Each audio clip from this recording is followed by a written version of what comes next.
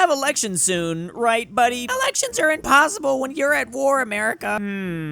Interesting. Flash forward 3 years later. Fight me already, you bitch. So we're saying in 2028, there might not be any elections. And it's okay if we're at war with Canada. Oh, yeah. I don't think we should be giving out any ideas like this. Don't tempt them. That would be quite the easy conflict, though. I'm sorry, Canada. I'm sorry. I gotta be real. Does anyone really think Trump's gonna last till 2028? I don't think he's looking that good. He's been looking pretty old for a minute now, too. To top it all off, he's not exactly the epitome of good health. I don't know. I just see so many people get triggered about the possibility of a third-term Trump, but we have to first see if he can even make it to this date. He's 79 years old. That means he'd be 83. And to be quite honest, when it came to the election against Biden, I don't think Trump hit Biden as much as he could have about the whole age thing. That's because he knows he's kind of getting up there himself in the age category. Maybe this will just be JD Vance instead. Who knows? It's apparently in Ukraine's constitution, but not the US's constitution. Yeah, Ukraine's constitution apparently does prohibit elections during the declared martial law. Actually, the USA is an exemption to the rule. They held elections not only during World War II, but during the Civil War too. But remember, WW2 is the only time we ever had a president also run for 3 terms, FDR. Me too, buddy. They've had a long time to think of what new war crimes they're gonna do up there. Can't imagine how good they're gonna be with so much time.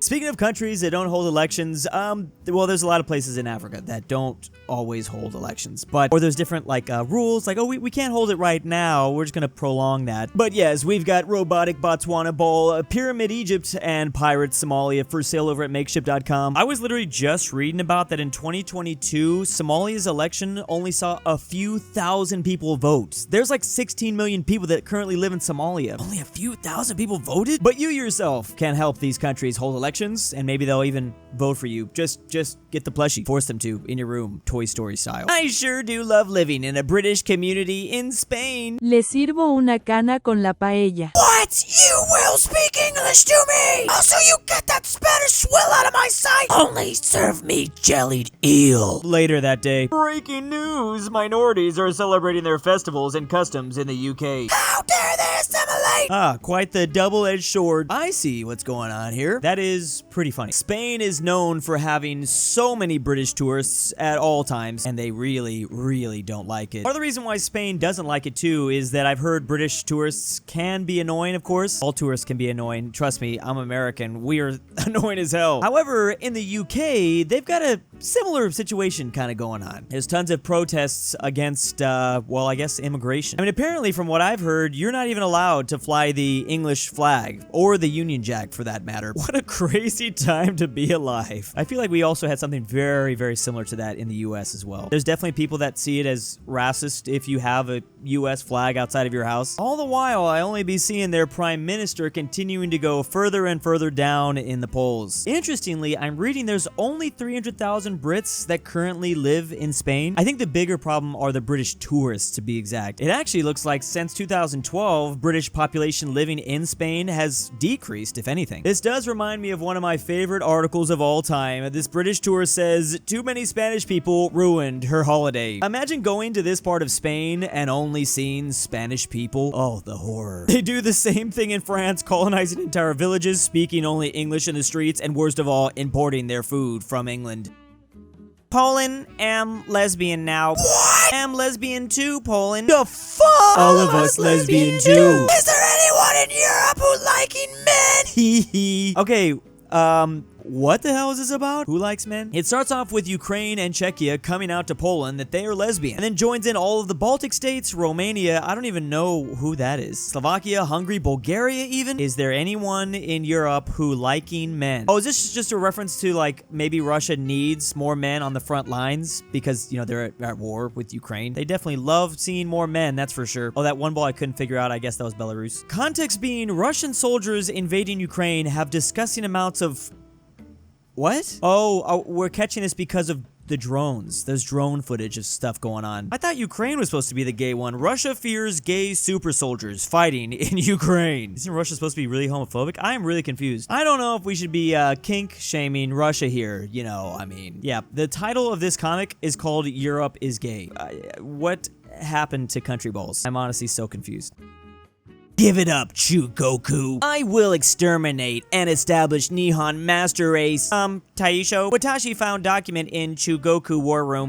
Plan to kill Japan. Am kill China. Oh, I'm Chinese now. Am kill China. Oh, I'm Chinese now. Interesting. Starto drafting surrender letter now. I think even China here is surprised that one's gonna work. It is true that places that tend to conquer China most often tend to self-implode. Even if the place that conquered China is China themselves, they will always self-implode. These are two very different examples in this diagram here. Mongolia makes a lot more sense for this metaphor for, you know, an outside force like Japan invading. Their identity kind of just got swallowed up. You know, sometimes I think about how crazy it was that Japan really thought they were going to be able to do this. Really thought you'd be able to conquer all of China? Like, parts of it I get, definitely parts of it, but 100%? To be fair, I don't think they were trying to conquer all of it, but they were definitely trying to take away all of their naval power. That's why their conquest mostly remained entirely coastal. But you gotta remember, this is where, like, all the Chinese population actually live along this coast here. It gets complicated. The old defeat by the enemy and rule the enemy tactic. Yeah, I would agree, population is actually a big factor in this. Clearly, the Japanese realized if they conquered China successfully, they would become Chinese, like the emperors that conquered China before. So in their infinite wisdom, they decided to surrender to avoid the shame of becoming Chinese. That is Japan's worst fear, becoming Chinese, yes. Chinese-ification. That is kind of been their tactic throughout history, and it has literally worked 100% of the time.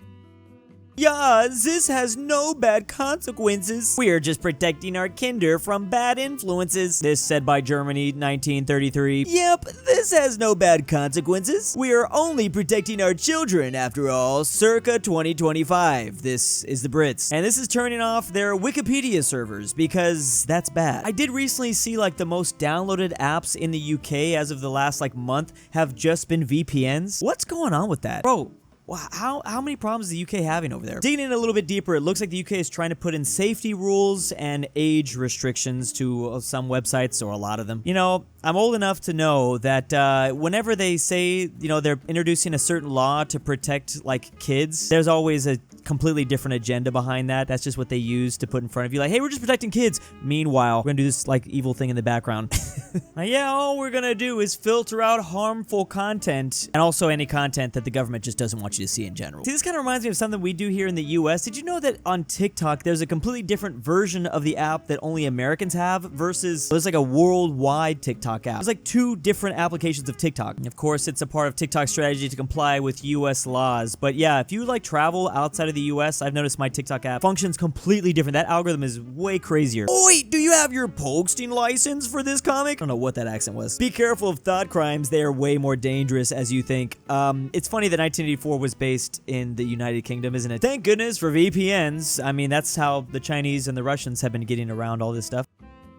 Soviet, am no longer resist. Am suing for peace. Yeah, is exactly what I always wanted. Moscow Peace Treaty. Soviets get 9% of Finland. Finland gets to continue existing. We did it, boys! The USSR is of winter war. Wait, I don't think any of these soldiers are actually listening. Wait, this actually makes me curious because this debate has been going on so much in the history community. And you want to know why? Part of the reason is because this is probably something that we're going to see happen with the Russian-Ukraine war that's currently going on whenever we get a peace treaty. It is looking more and more every day like more than likely Ukraine will continue to exist, but they are going to lose land, and probably a very similar percentage, maybe around 10 to 15%. However, for the most part, when we look back at the Winter War conflict, we ultimately give the dub to Finland. They did end up surviving. It's debatable, of course, because yeah, they lost land, but for me personally, I say the dub deserves to be given to Finland. Finland was the way smaller power, and they managed to stop the Soviets. And this comic has actually brought up a very crucial detail that I haven't looked up until now. In terms of casualties, the Soviets ended up losing way more than the Finnish. It wasn't even close. This is like 1 out of 5 KD ratio. This is insane. How's it taking me this long to actually look up that data, or at least specifically notice that information? I mean, with that said, yeah, the Finns definitely won the war. I get that they lost land, but yeah, they did continue to survive. They joined in, well, on the continuation Winter War part, and you know, they had to kind of help with the Germans, but they ended up making up for that, the Lapland Wars. But regardless, this is going to continue to be a hotly contested debate because of how similar it is to Russia versus Ukraine. Now, who knows the actual numbers? It's going to be very hard to figure out. It's probably going to take years to get really accurate accurate casualty numbers, but they are saying that Russia has suffered more losses, which makes sense. It tends to be the invading force ends up taking heavier casualties than the defending one. It's going to be really fascinating to see if Russia does in fact take about 9% of Ukrainians' land, just like the Finns. This to me does look to be about 9 to 10%. Kind of depends on if you include Crimea, which they took in 2014 though. Soviet general, we have won just enough territory to bury our dead. The Winter War proved that there are actually 2 places on Earth that you do not want to invade in the winter. Hey! Barbarian from north, keep disturb Han Clay. Be gone, scum! Barbarian go west. Finally, peace and quiet. Meanwhile, where did all these barbarians come from?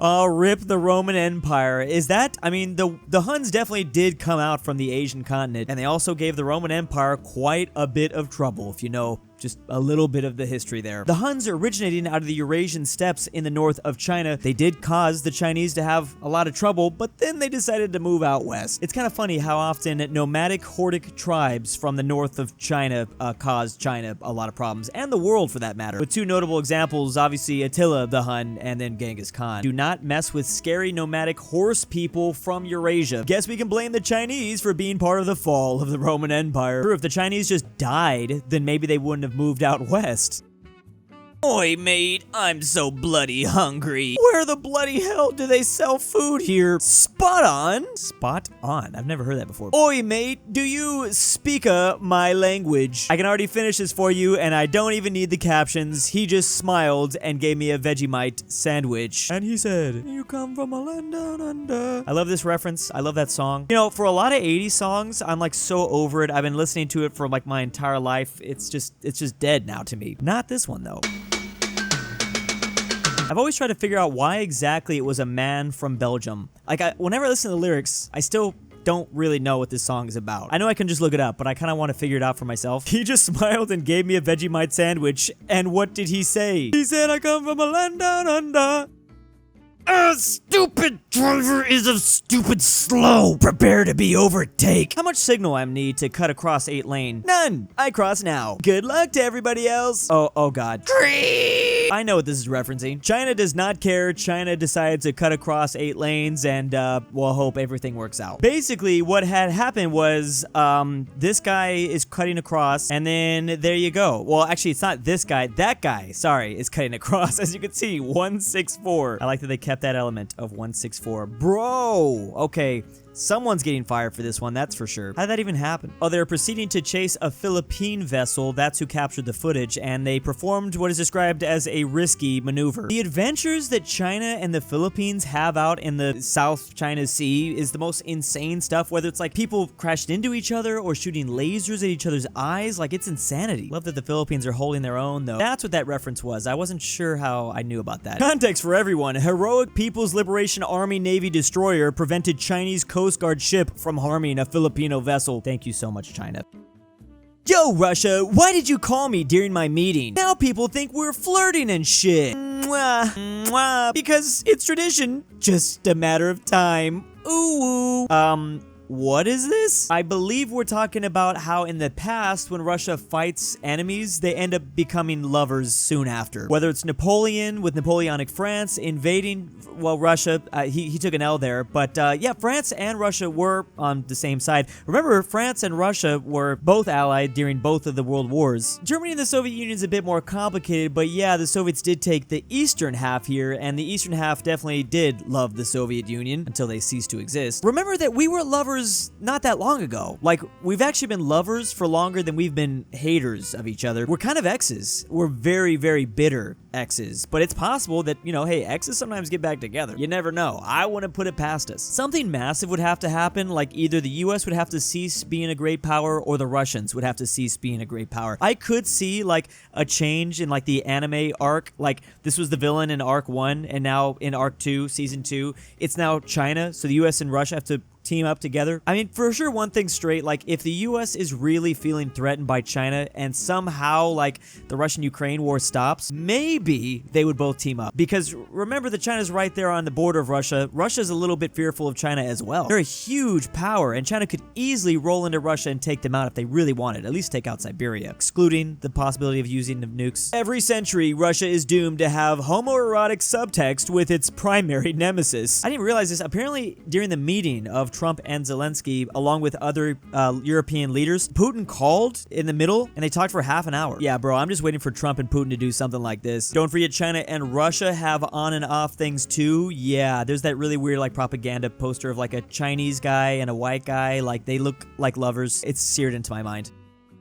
And a big thanks to my patrons this month. Drew's abandoned son from Alabama. Petition for Drew to make Hoi 4 ASMR Tingles version 2. Nolan. Alexander the Terrible. Nord Tyrol. Miglu the Goat. King Bear Hayes. Connor Pavlik. Frederick Tiblin. Carmel. Drew's Argentinian Trust Fund. Rip Grandpa. Douche Baggins. Luxembourg Lover. And Tambrin.